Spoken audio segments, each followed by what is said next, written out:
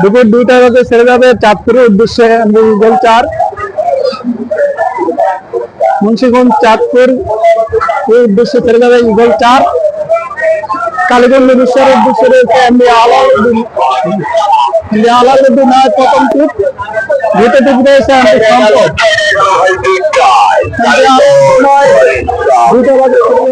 কালীগঞ্জ বিশ্বের উদ্দেশ্যে এমভি আলাউদ্দিন নয়।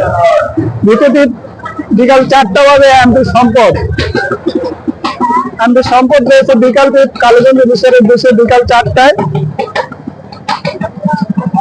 বন্ধুরা, ভিডিওটি ভালো লাগলে চ্যানেলটি সাবস্ক্রাইব করবেন, আমাদের পাশে থাকবেন। লাইক কমেন্ট করে জানিয়ে দিতে পারেন আপনাদের মতামত গুলো। দুপুর 2টায় রয়েছে মতলবের উদ্দেশ্যে এমভি গ্রিন ওয়াটার 7।